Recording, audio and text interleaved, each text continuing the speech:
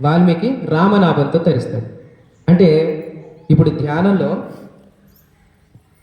ఎలా ఉంటుందంటే పూజకోటి సమం స్తోత్రం, స్తోత్రకోటి సమం జపం, జపకోటి సమం ధ్యానం, ధ్యానకోటి సమం లయ అని అంటారు. అంటే ఇది ఉత్తర గీతలో కృష్ణ పరమాత్మ ఉత్తర గీతలో ఉంటుంది. ఇది పూజకోటి సమస్తోత్రం అంటే కోటి పూజల కంటే కూడా ఒక స్తోత్రం గొప్పదంట. కోటి పూజలు అంటే 1, 2 కాదు. అంటే ఎందుకు కోటి పూజల కంటే ఒక స్తోత్రం గొప్పది అని అంటే, పూజలు చేయాలంటే అందులో అన్నిట్లలో ఏంటంటే ఇక్కడ సీక్రెట్ ఏంటంటే నిర్విషయం మనహ ధ్యాన. ఈ మనసులో ఏ విషయం లేకుండా చేసుకోవాలి, అది అల్టిమేట్ అనమాట. కానీ దానికోసం ఏం చేస్తారు, పూజ చేయాలనుకోండి. ఈ రోజు మన ఇంట్లో పూజ ఉంది, దీనికోసం ఏం జరుగుతుంది, నిన్ననే పూజా సామాగ్రి అన్నీ తెచ్చిపెట్టుకోవాలా, పంతుల్ని మాట్లాడుకోవాలా, మళ్ళీ ఇక్కడ తీసుకొచ్చిన తర్వాత పటాన్ని అలంకరించడము, ఆ రోజు మొత్తం ఇవన్నీ చేసిన తర్వాత దీపారాజన, నైవేద్యము ఇవన్నీ సమర్పించిన తర్వాత చివరికి మధ్యలో పూజారి ధ్యానం ప్రాణాయామం అని చెప్తాడు. అసలు మొత్తం రహస్యం అంతా అక్కడే ఉంది. ప్రాణాయామం చేస్తాం, సంకల్పం అని అంటాడు. కానీ ఆ రెండింటిని మాత్రం మమ అనిపిస్తారు. కొంచెంసేపే ప్రాణాయామం ధ్యానం, ముక్కు పట్టుకోగానే ప్రాణాయామం అయిపోతుంది, ధ్యానం అయిపోతుంది. కళ్ళు మూసుకొని ప్రాణాయామం, ధ్యానం, సంకల్పం, అక్కడే అసలు మొత్తం రహస్యం అంతా ఉంది. దానికోసం ఇంత తంతుంది. కాబట్టి దీని అన్నిటికంటే సింపుల్గా ఉండేది ఏంటంటే స్తోత్రం. దీంట్లో ఇంత తంతు లేదు, ఇంత డెకరేషన్లు కానీ, ముందు రోజు అరేంజ్ చేసుకోవడం కానీ, ఆ రోజు గందరగోళం కానీ ఏమి లేకుండా డైరెక్ట్గా భగవంతుడిని చూడంగానే పారవశ్యంతో పాటలు పాడేసుకోవటం అనమాట.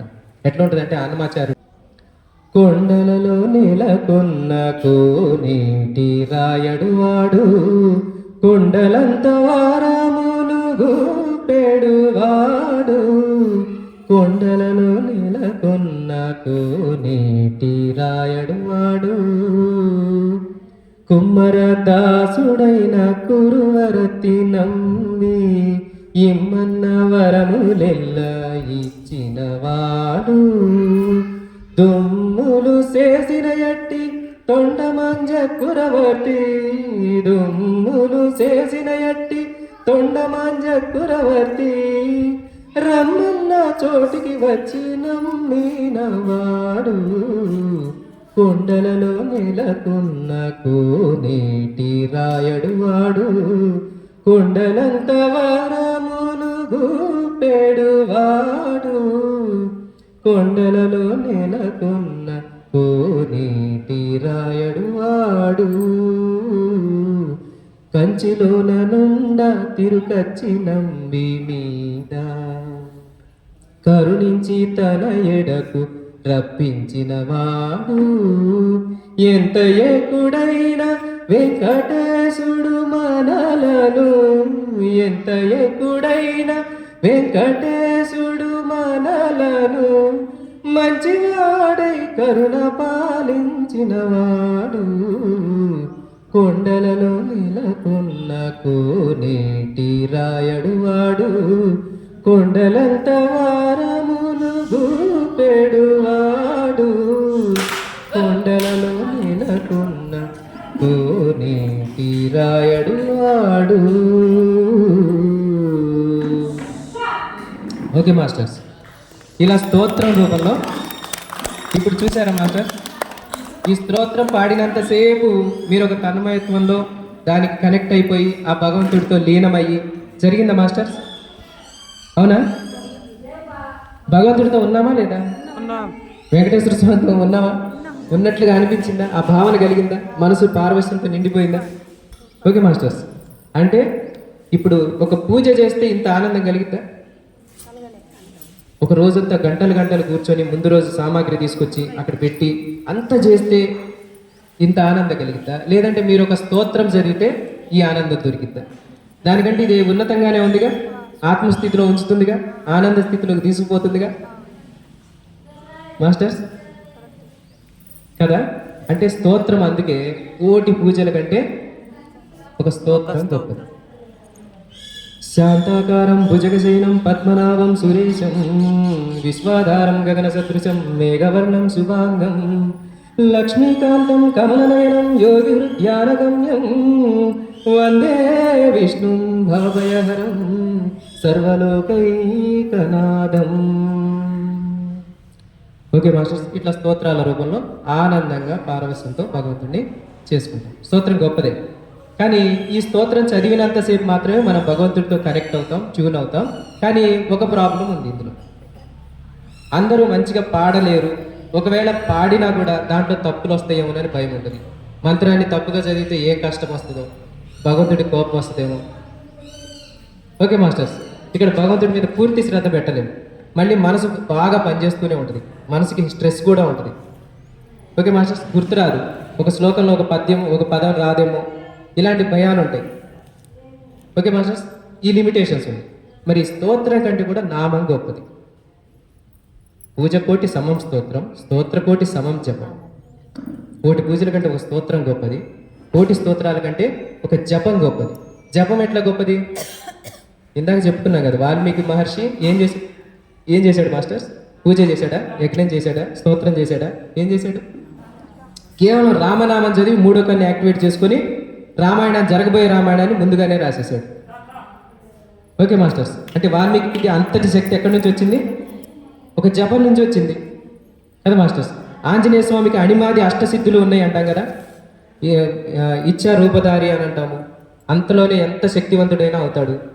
అతి బలవంత అతి గుణవంత నీవే జగమంతా, నీ గుణగానమే గానము, నీ గుణగానమే గానము, నీవే జగమంతా అని చెప్పి ఆంజనేయ స్వామిని స్తుతిస్తాం. అనిమాది అష్టసిద్ధులు ఆయనకు ఉన్నాయి. మరి అన్ని సిద్ధులు ఎలా వచ్చినాయి ఆంజనేయ స్వామికి? ఆయన ఎప్పుడు ఏమన్నా పూజలు కానీ, యజ్ఞాలు కానీ, యాగాలు కానీ చేయటం చూసాము మనం, ఒక స్తోత్రం చదవటం కానీ. ఆంజనేయ స్వామి ఎప్పుడు కూడా నిరంతరం రామనామంతోనే తరించాడు. రామనామంతోనే అతను అంత శక్తివంతుడిగా మారాడు. గుండెల్ని చీల్చితే రాముడే కనిపిస్తాడు ఆంజనేయ స్వామికి. అంటే ఆయన హృదయం నిండా రాముడిని నింపుకున్నాడు. మనకి ఆధ్యాత్మికతలో ఉన్నత స్థితికి ఎదగటానికి ఎన్నో మార్గాలు ఉన్నాయి. జపయోగం ఉంది, భక్తి మార్గం ఉంది, క్రియాయోగం ఉంది, ఇలా ఈ ధ్యాన మార్గం ఉంది, ఆత్మ సంయమన యోగం ఉంది, కర్మయోగం ఉంది. ఇట్లా రకరకాల యోగాలు ఉన్నాయి భగవంతుడిని చేరుకోవడానికి. అన్నిటికంటే సూక్ష్మమైంది, సరళమైంది, అతి తేలికైంది, మనసుని నియంత్రించేది, ఆత్మస్థితికి తీసుకెళ్లేది కేవలం అనాపానసతి మాత్రమే. ఎందుకు ఇది అంత గొప్పది అని అంటే ఇప్పుడు మనం చెప్పుకుంటున్నాం అదే. ఇప్పుడు జపం ఎందుకు గొప్పది? ఇక్కడ ఏదో ఒక్క నామమే ఉంటుంది. దీన్ని ఎక్కువ గుర్తుంచుకోవాల్సిన అవసరం ఉండదు. నేను సంగీతంగా రాగయుక్తంగా పాడుకోవాల్సిన అవసరం ఉండదు. కేవలం కళ్ళు మూసుకొని ఆ నామాన్ని జపిస్తూ ఉంటే చాలు. జపమాల పట్టుకొని కానీ, లేదంటే కళ్ళు మూసుకొని వేళ్ళల్లో వేళ్ళు పెట్టుకొని హాయిగా ఆడ మూసుకొని రామ రామ రామ రామ రామ అని బయటికి అంటే మనోజపం అన్నిటికంటే గొప్పది. అందుకని లోపల జపిస్తారు రామ రామ రామ అనుకుంటూ. ఏం జరిగింది జపం చేస్తే? ఇందాక పూజ చేసినప్పుడు, ధ్యానం అన్నప్పుడు అంచులో ఒక చోట శూన్యస్థితి దొరికింది. అప్పుడు ఆత్మస్థితిలో ఉన్నాం. ఇందాక ఆ స్తోత్రం జరిగినంతసేపు ఆత్మస్థితిలో ఉన్నాం. ఆత్మస్థితిలో ఉన్నామని ఎట్లా తెలుస్తుందంటే ఆనంద స్థితిలో ఉంటాం. లోకమంతా మర్చిపోతాం, వేరే ప్రపంచంకి ఏం తెలియదు. ఇక నేను కూడా లేననమాట, ఆనందం మాత్రమే మిగిలింది. ఆనందం అంటేనే ఆత్మ అంటేనే ఆనందం. ఆత్మను అర్థం చేసుకోవడం అంటే ఆనంద స్థితిలో ఉండటమే. ఓకే మాస్టర్స్, అయితే స్తోత్రంలో అలా జరిగింది. జపంలో కూడా రామ రామ రామ అన్నప్పుడు ఏం జరిగిందంటే ఆ మంత్రం బాగా చదివి సూక్ష్మంగా అయిపోయి చివరికి నామం కూడా మాయమైపోయి ఆ నామంలో ఉన్న శక్తి కనపడతా ఉంటుంది అనమాట. రామనామం అనేది బయటికి కనిపించే నామం కాకుండా దాని లోపల ఉన్న రామనామంలో ఉన్న అసలైన శక్తి బహిర్గతం అవుతుంది. ఆ శక్తి మన అణువణువులో కనపడింది. ఆ తర్వాత మన ఆత్మ రూపంలో ఆత్మారాముడు కనిపిస్తాడు. మన ఆత్మే రాముడుగా కనిపిస్తాడు. మాస్టర్స్, అంత డీప్ స్టేజ్లోకి వెళ్ళిపోతాం. అప్పుడు ఇక ఆ రాముడిని హృదయంలో దర్శించగలుగుతాం. అందుకే ఆంజనేయ స్వామి గుండెల్ని చీల్చితే రాముడు కనపడతాడు. ఓకే మాస్టర్స్, అట్లా జపం అంత గొప్పది. మరి జపం కంటే కూడా ఇప్పుడు పూజకోటి సమం స్తోత్రం, స్తోత్రకోటి సమం జపం, జపకోటి సమం ధ్యానం అంట. ఓకే మాస్టర్స్, అంటే కోటి జపాలతో సమానమైంది ఒక ధ్యానం అంట. ఎంత గొప్పదో చూడండి మాస్టర్స్. అంటే ఇక్కడ సూక్ష్మం అవుతూ వస్తుంది. మొదట్లో పూజలో ఏముంది? చాలా ఖర్చుతో కూడుకున్న పని, చాలామంది వ్యక్తులతో కూడుకున్న పని, అందరూ కలిస్తేనే పూజ అవుతుంది. స్తోత్రంలో ఏంటి? ఒక్కళ్ళే చేసుకోగలుగుతారు. ఓకే మాస్టర్స్, జపంలో ఏంటి? ఇంకా సూక్ష్మం. ఆ ఒక్కళ్ళు కూడా ఏమీ గుర్తుంచుకోవాల్సిన పని లేదు. చదువు లేని వాళ్ళైనా సరే ఆ నామాన్ని పట్టుకొని తరించేయచ్చు. ఓకే మాస్టర్స్, ఆ నామాన్ని పట్టుకొని చదువు లేకపోయినా సరే తరించవచ్చు. మరి ధ్యానంలో ఏముంది? కోటి జపాల కంటే కూడా ధ్యానం గొప్పదంట. ఇప్పుడు మనమంతా ధ్యాన మార్గంలో ఉన్నాం కదా, ధ్యానం గురించి తెలుసుకుంటున్నాం కదా. ధ్యానం ఎందుకు అంత గొప్పది, దాని యొక్క విలువ ఏందో ఉత్తర గీతలో, ఇది నేను చెప్పేది కాదు, భగవద్గీతలో కృష్ణ పరమాత్మ చెప్పిన విషయాలు ఇవన్నీ. అర్జునుడు ఒక సందర్భంలో కృష్ణుడు అంటాడు, నువ్వు సంసారంలో ఉంటూనే దేన్ని అంటి ముట్టనట్టుగా ఉండు అర్జున అని అంటాడు. నువ్వు యుద్ధం చెయ్యి, కానీ ఆ ఫలితాలు మాత్రం నువ్వు పట్టించుకోబాకు, ఫలితాలు నేను చూసుకుంటాను, ఫలితాన్ని ఇచ్చేది నేను, కర్మ చేసేది నువ్వు అని అంటాడు. అది ఎలా ఉంటుందంటే, కర్మణ్యేవాధికారస్తే మా ఫలేషు కదాచన మా కర్మ ఫలహేతుర్భూ మాతే సంగోస్త్వ కర్మణి. అంటే కర్మలను ఆచరించడానికే నీకు అధికారం కలిగదు, కానీ వాటి యొక్క ఫలితంపై నీకు లేదు. అట్లని కర్మలను చేయడం మానొద్దు, కర్మలు చేయడం మాత్రమే నీ కర్తవ్యం అని అంటాడు. ఫలితాన్ని నేను చూసుకుంటాను అని అంటాడు. అంటే ఎట్లా మాస్టర్స్? కర్మ చేయాలంటే ఫలితాన్ని మనం దాని మీద ఆశ పెట్టుకోకూడదంట. ఎందుకు అలా చెప్పాడు అని అంటే, ఫర్ సపోజ్ ఒక యజమాని ఉన్నాడు, అతనికి లడ్డు తినాలనే కోరిక కలిగింది. కోరిక వెళ్ళినప్పుడు తన సర్వెంట్ని పంపించాడు లడ్డు కొనుక్కురమ్మని. అక్కడ షాప్లో దొరకలేదు. దొరకకపోతే సర్వెంట్ వచ్చేసి మళ్ళీ ఆ విషయం యజమానికి చెప్పాడు. ఇక్కడ పని చేసింది ఎవరు? లడ్డు కోసం వెళ్ళొచ్చింది ఎవరు మాస్టర్? సర్వెంటే కదా, సేవకుడే కదా. పని చేసింది సేవకుడు. దుఃఖం ఎవరికి కలగాలి? లేకపోతే దుఃఖం ఎవరికి కలగాలి? సేవకుడికి కలగాలి, అంటే పని చేసినోడికి కలగాలి. కానీ ఇక్కడ దుఃఖం ఎవరికి కలిగింది? యజమానికి కలిగింది. యజమానికి ఎందుకు కలిగింది దుఃఖం? లడ్డు తినాలన్న కోరిక కలిగింది కాబట్టి. కోరిక ఎవరికి కలిగిద్దో వాళ్ళే దుఃఖం అనుభవిస్తారు. యజమాని ఇప్పుడు, కానీ పని చేసినోడికి కోరిక ఉందా? లేదు. కాబట్టి పని చేశాడు, కానీ ఆ కర్మఫలం వాడికి అంటలేదు, వాడికి దుఃఖం లేదు. అక్కడ లడ్డు ఉన్నా ఒకటే, లేకపోయినా ఒకటే.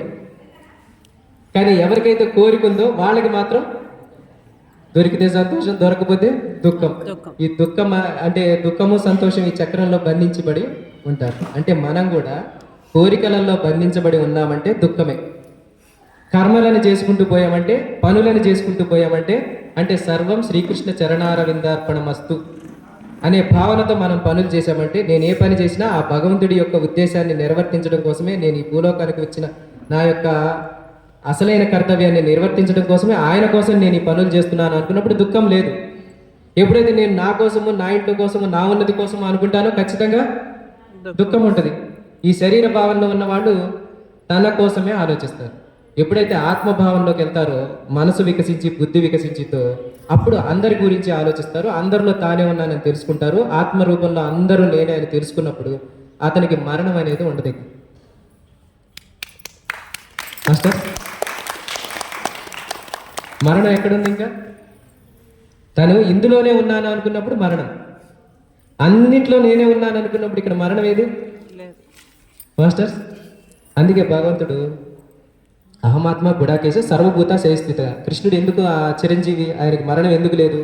ఎందుకు లేదు అంటే, అహమాత్మ గుడాకేశ సర్వభూత శయస్థిత, అన్ని జీవరాశుల్లో ఉన్నది నేనే అని చెప్పేశాడుగా.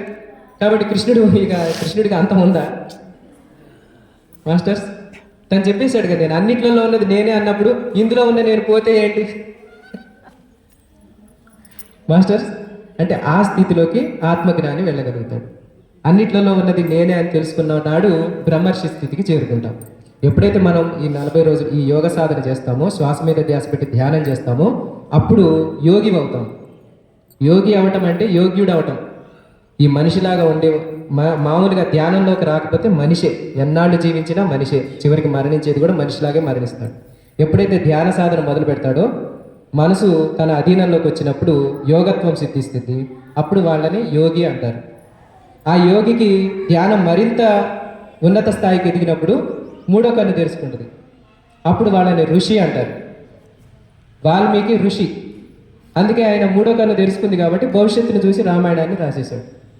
ఓకే మాస్టర్స్, ఇక రాజర్షి ఉంటుంది నెక్స్ట్ స్టేజ్. రాజర్షి ఏంటంటే గత జన్మల్ని కూడా చూసుకోగలుగుతాడు. అంటే జరగబోయేది చెప్పగలిగాడు వాల్మీకి, ఆ జన్మలో జరగబోయేది. రాజర్షి ఏంటంటే ఈ ప్రపంచంలోది కాకుండా గత జన్మలకు సంబంధించినవి కూడా అన్ని చూసుకోగలిగే అంత ఉన్నత స్థితికి ఆత్మ ఎదిగినప్పుడు రాజర్షి అవుతాడు. ఇక ఆ తర్వాత ఈశావాస్యం ఇదం సర్వం అంతటా ఉన్నది నేను లేనిది వేరేది ఏది లేదు అని తెలుసుకోగలిగిన స్థితికి ఎదిగినప్పుడు మాత్రం వాళ్ళని బ్రహ్మర్షి అంటారు. అలా బ్రహ్మర్షి పితామహ పత్రిజీ కానీ బ్రహ్మర్షి విశ్వామిత్రుడు కానీ ఇట్లా చరిత్రలో ఎంతోమంది ఉన్నారు. అలాంటి బ్రహ్మర్షులందరికీ ఎంత దివ్యమైన జ్ఞానాన్ని ఇచ్చిన వాళ్ళందరికీ ఒకసారి చెప్పండి. ఓకే మాస్టర్స్, అంటే మనం ఇప్పుడు ధ్యానంలో ఒక స్టేజ్కి ఎదిగినప్పుడు యోగి అవుతాం, యోగి నుంచి ఋషి అవుతాం, ఋషి నుంచి రాజర్షి అవుతాం, రాజర్షి నుంచి అల్టిమేట్ బ్రహ్మర్షి స్థితికి చేరుకోగలుగుతాం. ఇవన్నీ అంచెలంచెలుగా ఉంటాయి. అదే మామూలుగా ధ్యానం చేయలేదనుకోండి, మామూలు మనిషిగానే పిల్లవాడవుతాడు, పెద్దవాడవుతాడు, మధ్య వయసులోకి వస్తాడు, వృద్ధుడు అవుతాడు, తర్వాత శరీరాన్ని వదిలేస్తాడు. ఇక ఈ జీవితం యొక్క అర్థమే లేదు. ఇక అన్ని జీవరాశులు పుడుతున్నాయి పోతున్నాయి, మనిషి కూడా పుడతాడు పోతాడు. కానీ ఎప్పుడైతే ఆత్మజ్ఞానాన్ని తెలుసుకుంటాడో, ఆత్మస్థితిలో ఉంటాడో, అప్పుడు తురియ ఆనంద స్థితిని పొంది ఇలా దశలుగా ఉండి ఆ పరమాత్మలో ఐక్యం అవుతాడు. మనము ఆ పరమాత్మ వేరు కాదనమాట. ఇప్పుడు సముద్రంలో ఒక కెరటం ఎగిసిపడుతుంది. అలా ఎగిసిపడినప్పుడు ఆ సముద్రం ఆ కెరటం వేరులాగా కనపడుతుంది. కానీ మళ్ళీ కాసేపటికి సెకండ్స్లో అదేమైంది, మళ్ళీ అదే సముద్రంలో పడిపోయింది. అంటే పైకి లేచిన అల ఎందులో నుంచి పుట్టింది? సముద్రంలో నుంచి పుట్టింది. ఇది బయటికి వచ్చింది కాబట్టి వేరేగా కనిపిస్తుంది, కానీ అది ఆ వాస్తవానికి ఏంటి? అది సముద్రంలో భాగమే కదా. అలాగే ఈ మొత్తం విశ్వ చైతన్యంలో నుంచి మనం అంతా బయటకు వచ్చిన అలలు లాంటి వాళ్ళు. మళ్ళీ పడిపోతే ఏంటి? మళ్ళీ అదే విశ్వ చైతన్యం మనం. ఓకే మాస్టర్స్, కాబట్టి ఈ స్థితిని మనం ధ్యానంలో పరిపూర్ణంగా మనం అంతరాత్మని అర్థం చేసుకున్నప్పుడు ఈ జ్ఞానం అంతా మనకి తేటతెల్లమవుతాం ఉంటుంది. ఓకే మాస్టర్స్, అలా ఈ ధ్యానం ఎందుకు గొప్పది అని అంటే, ఈ ధ్యానంలో ఏం గుర్తుంచుకునేది ఏమీ లేదు. ఇందాక రామనామం గుర్తుంచుకున్నాం, కృష్ణనామం గుర్తుంచుకున్నాం, ఓం నమ శివాయ అని పంచాక్షరి మంత్రం అని, ఓం నమో భగవతే వాసుదేవాయ అని అష్టాక్షరి, ఇట్లా రకరకాల మంత్రాలు ఉన్నాయి. ఓం నమ శివాయ అని ఇన్ని మంత్రాలు కూడా ఈ ధ్యానంలో ఏం జరిగిందంటే ఆ మంత్రాన్ని కూడా మంత్రాన్ని స్మరించాలన్నా కూడా కొంచెం జ్ఞాపక శక్తి కావాలి మెదడులో. కానీ శ్వాసని గమనించడానికి మాత్రం ఏ విధమైన మనసు పనిచేయదన్నమాట. ఆలోచిస్తున్నామంటే మనసు చేసే పని, మరి గమనించటం అనేది మాత్రం ఆత్మ చేసే పని. ఫర్ సపోజ్ బైక్ మీద వెళ్తున్నాము, సడన్గా ఏదైనా అడ్డం వచ్చింది, అడ్డంగానే మనం అబ్బో ఇది అడ్డం వచ్చిందని చెప్పి నేను ఆలోచించుకొని హ్యాండిల్ తిప్పితే మనం ప్రమాదం నుంచి తప్పించుకోలేము. ఆటోమేటిక్గా జరిగిపోతుంది, ఆ గమనింపు జరిగిపోతుంది. ఫర్ సపోజ్ ఎవరన్నా తోసేశారు, కింద పడే లోపలే మన చేతి ఇట్లా అడ్డం పెట్టేసుకుంటుంది. అక్కడ నేను పడిపోతున్నాను కాబట్టి చేతులు అడ్డం పెట్టుకుంటే నేను కాపాడబడతాను అంత ఆలోచన జరగదు. అక్కడ ఒక ఫ్లాష్ లాగా గమనింపు వచ్చేసి టక్మని చేతి అడ్డం పెట్టేసుకుంటాం. ఇలా మన లోపల నుండి ఒకళ్ళు కాపాడుతూ ఉంటారు. అది ఎవరు అంటే ఎరుక. ఆ ఎరుకే మనని కాపాడుతూ ఉంటుంది. అదే మనని ఆత్మస్థితిలో ఉంచుద్ది. ఆలోచనలన్నీనేమో ఈ శరీర స్థితిలో ఉంచుతాయి. ఆ ఎరుక అనేది మాత్రం ఆత్మస్థితిలోకి తీసుకుపోతుంది. మరి ఎరుకతో దేన్ని చూడాలి అని అంటే, ఎరుక మనం చూడలేము దాన్ని. ఎరుక ఎలా ఉంటుందో మనం చూడలేము. సమస్య వచ్చినప్పుడే అది వెంటనే వచ్చేసి మనల్ని కాపాడుతుంది. ఓకే మాస్టర్స్, అంటే మన లోపల నుండి మన ప్రాణాన్ని కాపాడుతుంది ఆ ఎరుకే. అది ఎట్లా కాపాడుతుంది అంటే, ఇప్పుడు నేను మాట్లాడుతున్నాం, ఆలోచిస్తున్నాం, అన్ని పనులు చేస్తున్నాం, మనకి సంబంధం లేకుండానే తిన్న ఆహారం ఎంత చేసింది లోపల జీర్ణక్రియ జరిగిపోతూనే ఉంటుంది. ఆ జరిగిపోయింది శక్తిగా మారుతుంది, మన రక్తంలోకి చేరిపోయింది, కిడ్నీలకి, ఊపిరితిత్తులకి, దేనికి అందించాల్సిన బలాన్ని అది అందించేస్తూనే ఉంటుంది. దీంట్లో నా ఆలోచనలతో ఏమైనా సంబంధం ఉందా మాస్టర్స్? ఇవన్నీ నేను ఆలోచిస్తే జరుగుతున్నాయా? నా గుండె ఎన్నిసార్లు కొట్టుకోవాలి, నా రక్తం ఇలా వెళ్ళాలి, నా జీర్ణక్రియ ఇలా జరగాలి, ఇవన్నీ కూడా నేను ఆలోచించుకుంటే జరుగుతుందా? వాటిలంతటా అవే జరిగిపోతున్నాయి. అది ఎవరు చూసుకుంటున్నారు? మరి బయట అన్నీ చాలామంది ఏమనుకుంటారంటే అన్నీ నేనే చూసుకుంటున్నా, అంతా నా వల్లే అవుతుంది అనుకుంటాం. వాస్తవానికి లోపల ఏ ఒక్కటి సహకరించకపోయినా మనం కుప్పకూలిపోవాల్సింది కదా మాస్టర్స్. అంటే మనని కాపాడుతుంది మన లోపల ఉంది ఒకటి. ఓకే మాస్టర్స్, ఆ ఎరుకే మనని కాపాడుతుంది. ఒక పాము ఉంది, ఒక ఎలుక ఉంది. ఆ పాము దగ్గరికి ఎలుక వచ్చి అటు ఇటు తెగ తిరుగుతూ ఉంటుంది. ఈ పాము మాత్రం అస్సలు కదలదు. ఈ పాముకి అది ఆహారం అని తెలుసు, కానీ ఆ ఎలుకకు మాత్రం నేను పాముకి ఆహారం అవుతానని దానికి తెలియక అక్కడే ఇలా ఇలా ఇలా తిరుగుతూ ఉంటుంది, చాలాసేపు తిరుగుతూ ఉంటుంది. పాము మాత్రం అసలు ఏం చేయదు, సైలెంట్గా అలాగే ఉంటుంది. కానీ ఇది ఒక్కసారే కదిలిద్ది.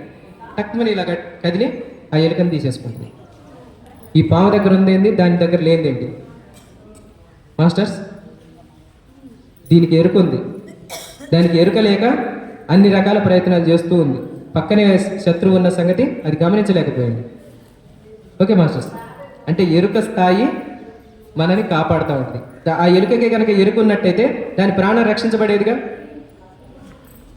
ఓకే మాస్టర్స్, అలాగే మనం ఈ భౌతిక ప్రపంచంలో కూడా మనం ఎరుకని అభివృద్ధి చెందించుకోవాల్సి వస్తుంది. సహజంగానే మన ఎరుక మనల్ని కాపాడుతూ ఉంటుంది, కానీ ఈ ఎరుక సరిపోదు. మన నిద్రలో కొంత మనల్ని కాపాడుతూ ఉంటుంది.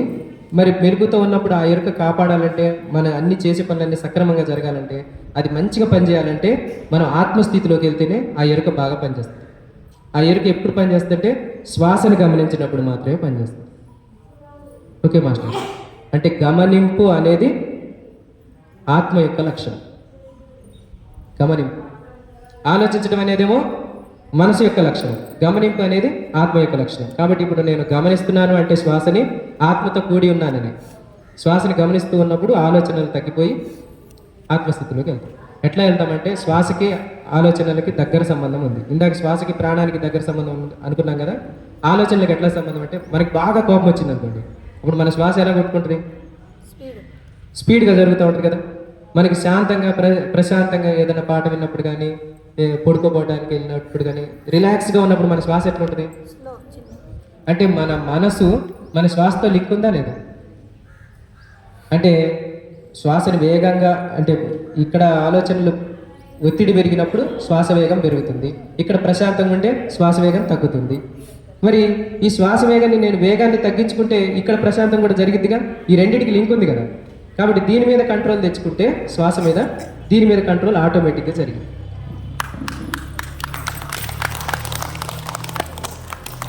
నేను సైలెంట్గా ఉండాలి అనుకుంటే అవ్వదు, ఎందుకంటే మళ్ళీ మనసే అనుకుంటుంది కాబట్టి. మనసుతో మనసుని జయించలేము. కాబట్టి మనసును ఆడిచ్చే ఏదో మనకి తెలవాలి. ఆ ఆడిచ్చేది ఈ శ్వాస. కాబట్టి శ్వాసను ఎప్పుడైతే గమనిస్తామో ఎరుగుతో ఈ మనసు మన కంట్రోల్లోకి వస్తుంది. ఓకే మాస్టర్స్, అందుకని కోటి పూజల కంటే ఒక స్తోత్రం గొప్పది, కోటి స్తోత్రాల కంటే ఒక జపం గొప్పది, కోటి జపాల కంటే కూడా ఒక ధ్యానం గొప్పది. ధ్యానం ఎందుకు గొప్పది అంటే దీంట్లో ఏ మంత్రము లేదు, తంత్రము లేదు, ఏ విధమైన తంతు లేదు. కేవలం శ్వాసని మాత్రమే గమనిస్తాం, అది కూడా ఎరుకతో గమనిస్తున్నాం. ఎరుకంటే ఏది? ఏ ఎరుకైతే మన జీవితాన్ని, ప్రాణాన్ని నిలబెడుతుందో ఆ ఎరుకతో నేను శ్వాసని మాత్రమే గమనిస్తున్నాను. మరి నా శరీరంలో ఈ నాకు తెలవకుండా జరిగే అన్నీ ఆత్మాధీనంలో జరుగుతున్నాయి, కానీ ఆత్మాధీనంలో జరిగే ఒక్కదాన్ని మాత్రం నేను గమనించగలను. ఏంటది? ఇప్పుడు నా గుండె కొట్టుకునే వేగాన్ని నేను గమనించగలుగుతానా? నా లోపల జరిగే జీర్ణక్రియను నేను గమనించగలుగుతానా? గమనించలేను. నాకు తెలియకుండా జరిగే అన్నిటిని ఎవరు చేస్తున్నారు? నాలో ఉన్న అంతరాత్మ చేస్తుంది. కానీ అంతరాత్మ చేసి ఒక్కదాన్ని మాత్రం నేను గమనించగలుగుతాను. ఏంటది? ఏం చేయగలుగుతాం మాస్టర్స్? కేవలం శ్వాసను మాత్రం మనం గమనించగలుగుతాం. మన అంతరాత్మ చేసే పనుల్లో ప్రధానమైంది ఇది, మన ప్రాణాన్ని నిలబెట్టేది. దీన్ని మాత్రం మనం గమనించగలుగుతాం. ఇంకా లోపల గమనించగలిగితే అట్లని గమనిస్తే కూడా మనకి శక్తి వస్తుంది. అది సాధ్యం కాదు. కాబట్టి మాస్టర్స్, అంటే నిర్విషయం మనహ ధ్యాన, చివరికి ఏంటంటే మనసు శూన్యం చేసుకోవటమే ప్రధానమైన విషయం ధ్యానంలో. దీనికి రకరకాల పద్ధతులు ఉన్నాయి. శ్వాస మీద ఎందుకు గొప్పది అని అంటే శ్వాసకి ప్రాణానికి లింక్ ఉంది కాబట్టి. ఇంకా దేనికి లింక్ లేదు. నామానికి కానీ జపానికి కానీ మళ్ళీ మనసుతో లింక్ ఉంది. మనసుతో లింక్ ఉన్నది ఏది చేసినా కూడా మళ్ళీ మనం బంధించబడతాం, లేదంటే చాలా టైం పట్టిద్ది అనమాట. మనసుతో లింక్ ఉన్నాయి. ఈ ఆత్మతో డైరెక్ట్ లింక్ ఉన్నది శ్వాస కాబట్టి ఎప్పుడైతే శ్వాసను పట్టుకుంటామో, శ్వాస గురువుని పట్టుకుంటామో వెంటనే మనం ఆత్మస్థితిని పొందగలుగుతాం. ఈ రహస్యాన్ని బుద్ధుడు కనిపెట్టాడు. పత్రిజీ మళ్ళీ దాన్ని బహుళ ప్రచారం చేశారు. ఓకే మాస్టర్స్, అయితే ఈ శ్వాసను పట్టుకున్నప్పుడు మనం ఆత్మస్థితిలోకి వెళ్ళినప్పుడు ఏం జరుగుతుంది అని అంటే ఆలోచనలు తగ్గిపోవడం వల్ల, ఆలోచనలు లేకపోవడం వల్ల నిర్మలమైన మనస్సు అంటే నిశ్చలం అవుతుంది. ఫస్ట్ శరీరాన్ని నిశ్చలంగా ఉంచుతున్నాం. తర్వాత ఏం జరిగింది? శరీరం నిశ్చలంగా ఉంటుంది కానీ మనసు కదులుతుంది. కాబట్టి కళ్ళు మూసుకొని శ్వాసను గమనించడం వల్ల ఏం జరిగింది? మనసు నిశ్చలమైంది. నిశ్చలమైనప్పుడు ఏం జరిగింది? నిర్మలం అవుతుంది. నిర్మలం ఎలా అవుతుంది? నిర్మలమైతే పవిత్రం అవుతుంది. పవిత్రమైతే పవిత్రత ఉన్న చోటకి భగవంతుడు వస్తాడు. మాస్టర్స్, మరి నిశ్చలము, నిర్మలము, పవిత్రము ఎట్లా అవుతుంది? ఇప్పుడు చూడండి, ఈ సృష్టిలో అన్నిటికంటే శక్తివంతమైనది, అన్నిటికంటే విలువైంది ఏంటి? సృష్టిలో భౌతిక ప్రపంచంలో వజ్రం కదా మాస్టర్స్. వజ్రం చాలా విలువైంది కదా మానవ సమాజంలో. వజ్రం ఎందుకు అంత విలువైంది? దాంట్లో ఇంత మలినం కూడా ఉండదు. ఏ విధమైన మలినాలు ఉండకపోవడం వల్ల దానికి అంత శక్తి ఉంటుంది, అంత విలువ ఉంటుంది. అలాగే మన మనసులో కూడా పిచ్చి పిచ్చి ఆలోచనలన్నీ పోయి శ్వాస మీద ధ్యాస పెట్టినప్పుడు ఈ ఆలోచనలన్నీ పోయిన తర్వాత మనసు ప్రశాంత స్థితిని, శూన్య స్థితిని పొందిన తర్వాత ఇది నిశ్చలమైనప్పుడు, ఇది నిర్మలమైనప్పుడు, దీంట్లో ఏ విధమైన మలినాలు లేనప్పుడు దీనికి కూడా విలువ పెరుగుద్ది మాస్టర్స్. దీని విలువ ఎలా పెరిగిద్ది అని అంటే ఇది నిర్మలమైనప్పుడు అప్పుడు విశ్వశక్తి దీంట్లోకి ప్రవేశిస్తుంది అనమాట. Okay masters. ఎలా అయితే ఇప్పుడు ఒక బుద్ధుడు తన శిష్యుల్ని తీసుకొని వెళ్తాడు. శిష్యుని తీసుకుని వెళ్ళి దాహంగా ఉందని చెప్పి వాళ్ళ శిష్యుల్ని చెట్టు దగ్గర ఉండేసి ఒక శిష్యుని చెరువు దగ్గరికి పంపిస్తాడు. చెరువు దగ్గర పంపించగానే అక్కడికి వెళ్తే అప్పుడే చెరువులో నుంచి ఇటు నుంచి అటు ఎడ్ల బండ్లు ఇటు నుంచి అటు దాటెళ్ళటం వల్ల అక్కడ నీళ్ళన్నీ మురికిగా ఉంటాయి. మురికిగా ఉంటే అదే విషయాన్ని మళ్ళీ శిష్యుడు మళ్ళీ వచ్చి భిక్షా పాత్రతో వట్టిగానే వచ్చేసి అక్కడ అన్ని నీళ్లు మురికిగా ఉన్నాయి గురువుగారు, మరి ఇప్పుడు ఎట్లా దాహం తీరిద్ది అని అంటాడు. అంటే ఏం ప్రాబ్లం లేదు, నువ్వు అట్లా ఉండు అని చెప్పేసి ఒక అరగంట తర్వాత ఇప్పుడు వెళ్ళి మళ్ళీ వాటర్ తీసుకురా అని అంటాడు. అనగానే ఈసారి వెళ్తాడు. ఈసారి వెళ్ళినప్పుడు మాత్రం అక్కడ నీళ్ళన్నీ ఫ్రెష్గా ఉంటాయి, నిర్మలంగా తెల్లగా నీట్గా ఉంటాయి. అవి తీసుకొని వచ్చేసి బుద్ధుడికి ఇస్తాడు. అయితే ఇప్పుడు బుద్ధుడు అడుగుతాడు, నువ్వేం గమనించావు అని అంటాడు. నాకేం అర్థం కాలేదు గురుగారు, మీరేం చెబుతున్నారు అని అంటే, నువ్వు ఇంతకు ముందు వెళ్ళినప్పుడు నీరు మట్టిగా ఉన్నాయి, బురదగా ఉన్నాయి అన్నావు. ఇప్పుడు ఫ్రెష్ నీళ్లు తీసుకొచ్చావు. ఈ ఫ్రెష్ అవటం కోసం నువ్వు ఏమైనా చేసావా అని అంటాడు. ఏమైనా చేశాడు అతను? ఏం చేయలేదు గురుగారు అంటే అప్పుడు చెబుతాడు అనమాట బుద్ధుడు, నేను మనసుని నిర్మలం చేసుకోవటం కోసం నాలో ఉండే చెడు ఆలోచనలు పోవాలి అని చెప్పేసి ఎన్ని రకాల సాధనలు చేసినా కూడా ఇది నిర్మలం అవ్వదు. Okay masters. మనసు ఎప్పుడు నిర్మలం అవుతుంది? దాన్ని అలా వదిలేసినప్పుడు నిర్మలం అవుతుంది. దాని టైం దానికి ఇవ్వాలి. Okay masters. నేను ధ్యానంలో కూర్చోవాలి, నాకు విశ్వశక్తి రావాలి అనుకున్నాం అనుకోండి, అసలు రాదు. ఎందుకంటే విశ్వశక్తి రావాలి అని కోరుకోవటం అంటే ఒక కోరికగా. కోరిక ఉందంటే మనసు బలంగా పనిచేస్తున్నట్టుగా. మనసు బలంగా పనిచేస్తే విశ్వశక్తి ఎట్లా వస్తుంది మాస్టర్స్? వదిలేసేయాలన్నమాట. ఎప్పుడైతే మనం కోరికలను అన్నిటిని వదిలేసి కేవలం శ్వాసని నేను ఎరుపుతో గమనిస్తున్నాను, నన్ను నేను తెలుసుకుంటున్నాను, ఏది జరగాలో అది జరుగుతుంది, నేను చేయాల్సిన పని నేను చేస్తున్నాను, నాకు ఏది జరగాలో అది జరుగుతూ ఉంటుంది, విశ్వం అందిస్తూ ఉంటుంది. ధ్యానంలోకి వస్తే నాకు ఆరోగ్యం బాగుపడుతుంది, నాకు ఆర్థికంగా లాభాలు జరుగుతాయి, భవిష్యత్తులో అన్నీ మంచిగా జరుగుతాయి. ఇవన్నీ అందరికీ తెలిసిన విషయమే, అందరికీ జరుగుతున్నాయి కూడా. కానీ ఎప్పుడు జరుగుతాయి అవి? ఇలా వాళ్ళకి జరిగినాయి కాబట్టి నాకు జరగాలి అని కోరుకుంటే మాత్రం జరగదు. మనం ఓపికగా ఉండి చేసుకుంటూ పోవాలి. సాధన మాత్రమే నేను చేయాలి. అర్జునుడికి కృష్ణుడు ఏం చెబుతాడు? నువ్వు కర్తవ్యాన్నే చేయి, ఫలితాలు నేను చూసుకుంటానంటాడు. ఫలితాల మీద నీకు అధికారం లేదని అంటాడు. Okay masters. అలా మనం ధ్యానం మాత్రమే చేయాలి. ధ్యానం చేస్తే విశ్వశక్తి ఆటోమేటిక్గా మనలో నిండిపోతూ ఉంటుంది. దీంట్లో ఏం లేదు, రహస్యం ఏమీ లేదు. శ్వాసను గమనిస్తూ ఉంటే ఆలోచనలని శూన్య స్థితిలోకి వెళ్ళిపోతాం, నిర్మలంగా అవుతుంది. అది మన శరీరంలోకి ప్రవేశిస్తే ఎక్కడ బ్లాక్స్ ఉంటే అక్కడ తొలగించబడతాయి. రాజేశ్వర్ మాస్టర్ సందేశానికి. Okay master. ధ్యాన ప్రచారకర్త అయినటువంటి మాతాపిత బ్రహ్మర్షి పత్రిజీకి స్వర్ణమాల పత్రికి ఓసారి గట్టిగా చెప్పట్లేదు. చూపించకుంటే ఈ మార్గాన్ని మనం ఎక్కడ ఉంటాడో మనకు తెలియదు. ఈరోజు ఇంత ఆనందంగా ఉన్నాం, ఆరోగ్యంగా ఉన్నామంటే తను చూపించిన మార్గమే. లేకపోతే ఇలా ఆరోగ్యంగా ఉంటామని కూడా నమ్మకం లేకుండే. కాబట్టి ఒక మహనీయుడు మనకు ఒక మంచి కర్తవ్యం ఇచ్చి మంచి మార్గం చూపి మనల్ని ముందుకు నడిపిస్తూ మన వెంట ఉన్నాడని చెప్పేసి నమ్మకంతోనే మనం రోజు ధ్యానం చేస్తున్నాం, ధ్యానం ప్రచారం చేస్తున్నాం. కాబట్టి నేను కూడా ఫస్ట్ అనుకున్నాను, ధ్యానం అంటే సాధ్యమవుతుందా, ధ్యానంలో కూర్చోగలుగుతామా, 15 నిమిషాలు కూర్చుంటామంటే కష్టమవుతుంది, గంట 2 గంటలు 3 గంటలు కూర్చుంటామని అనుకున్నాం. కానీ 3 గంటలు చేయగలిగిన చూసుకుంటున్నాం. మొత్తం ధ్యానానికి ఇచ్చేస్తున్నాం.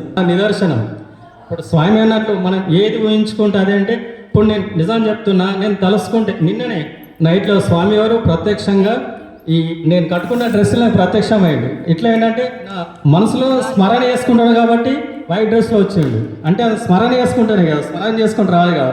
అనే స్వామి చెప్పి నాకు నిదర్శనం అనిపించింది. ఇలా పొద్దున్న అది చూసాను నేను, మణికట్టులే కనిపించాడు వాస్తవంగా. అదేంటంటే మన మనసు ఎక్కడ నీలమవుతుందో, ఎక్కడ మనం ఊహిస్తామో అది మనకు జరుగుతుంది. అది వాస్తవంగా అది నమ్మాల్సింది అనిపించింది. అంటే మన ప్రత్యక్షంగా ఏంటంటే మన చూపు, మన మనసు అంతా దాని మీదే దైవశక్తి మీద ఇచ్చేస్తాం కాబట్టి ఇదవుతుంది అన్నట్లు. మనం ఏదనుకుంటే అది జరుగుతుందనే నిదర్శనం అది. కానీ కోరికలు ఉంటే అదైతే మనం సాధించలేము. కోరికలు లేకుండా మన కర్తవ్యంగానే చేస్తూ పోతేనే ఫలితం అనేది వస్తుంది. మనం ఆశించిన ఫలితం ఎప్పటికి రాదు. మనం ఏదనుకుంటే అది జరగదు. అదైతే వాస్తవం. మనం ఒకటి అనుకుంటే ఒకటి జరుగుతూనే వస్తుంది. అదైతే నిదర్శనం. అందుకే మనం కోరికలు అనేది మానుకోవాలి. కాకపోతే ధ్యానం ఇది మంచి మార్గం కాబట్టి, సద్మార్గం కాబట్టి దీన్ని మనం ప్రచారం చేస్తూ ఉండాలి. మనం కూడా రెంజలలో ధ్యానం చేసినాం, యోగా చేసినాం. మాస్టర్ నేను ఫస్ట్ ఇక్కడ ధ్యానం పరిచయం, తర్వాత కృష్ణమూర్తి యోగ క్లాస్ పెట్టిస్తే నన్ను కొందరు మొన్నరగా నువ్వు ధ్యానం అంటే మళ్ళీ యోగ అంటే యోగ అవసరమే, ధ్యానం అవసరమే అంటే నాకైతే అది నేను పొద్దున నిజం చెప్తున్నా, యోగ చేయండి ఉండ, ధ్యానం చేయండి ఉండ, సూర్య నమస్కారాలు చేస్తాను, సుఖ ప్రాణాయామం చేస్తాను, యోగ నిద్ర చేస్తాను. ఎవరైనా కానీ వాళ్ళు చెప్పిన దాంట్లో ఏముందనే నేను ముందు గుర్తిరుగుతాను. వాళ్ళు చెప్పే మాటలు 10 మాటల్లో మనకు ఒకటనే పనిచేసేది ఉంటుంది. ఆ స్వామి చెప్పిన దాంట్లో వాళ్ళ పొద్దున్నే నాకు ఒక నిదర్శనం అయింది. ముందుకు వచ్చి వర్క్ చేస్తారంటే వాళ్ళకి ఎంత రిస్క్ ఉంటుందో మనకు తెలుసు. మనతో సాధ్యంగా అంటే వాళ్ళు చేస్తారని అనుకోవాలి. ఎవరైనా కానీ ముందు ఏ కార్యక్రమం చేసినా ఎంత ఇది ఉంటుందో మనకు తెలుసు. కొందరు అనుకుంటాం వాళ్ళు పిలిస్తే నేను పోవాలా, వాళ్ళ దగ్గర మనం ఉండాలా, మనం ఎక్కడ ఉంటున్నాం అని కాదు, మనం ఏం చేస్తున్నాం ముఖ్యం. అదే అన్నట్లు అట్లా అనుకుంటే శ్రీరాముడి దగ్గర హనుమంతుడు పాదాల కాడు ఉంటాడు కదా, ఇక్కడ సత్యము. రాముడు లేని విలేజ్ ఉంది కావచ్చు, హనుమంతుడి గుడి లేని విలేజ్ ఎక్కడ ఉందా? అది అంటే చూద్దామంటే రాముడి పాదాల దగ్గర హనుమంతుడు ఉంటాడు కావచ్చు, కానీ హనుమంతుడు రాముడు ఎక్కడ తల మీద ఉంచుకున్నాడు. గురువు కన్నా భక్తుడే మిన్న. మనం ఎక్కడ ఉంటున్నాం అని కాదు, మనం చేస్తుంది కర్తవ్యం ఏందనే ముఖ్యం. అది మనలో చూసి ఇంకో మార్గం ఎన్నుకోవాలి అంతే. మనం చెప్తే కాదు, మనం నడుస్తుంటే మనం ఎలా నడుస్తుంది అనేది మన ఒక సద్మార్గంలో నడుచుకోవాలను 100 మంది గమనిస్తుంటారు. ఈయనలో ఏది వీక్ ఉందని, ఏ రూట్లో ఆలోచిస్తారు. ఇది సత్యమా కదా, ఒకటి అర్థం చేసుకోరు. ఇది 100% మాస్టర్ ఎవరేమన్నా కానీ ఇప్పుడు ఒక మార్గం ఎంతున్నాం అంటే ఈయన లోపల ఏది వీక్ ఉందని ఆలోచిస్తాడు అంతే కదా. ఇప్పుడు చెట్టుని ఏది ఆలోచించరు, మంచి నడుచుకొని ఈయనలో ఏది దొరుకుతుంది, ఏది వీక్ ఉండు, ఇంత చెప్తుండు ఏముండదని ఎప్పుడు అబ్జర్వ్ చేస్తూనే ఉంటారు. చూడు మంచోడినే పరీక్ష చేస్తారు మరి, అది అన్నట్లు.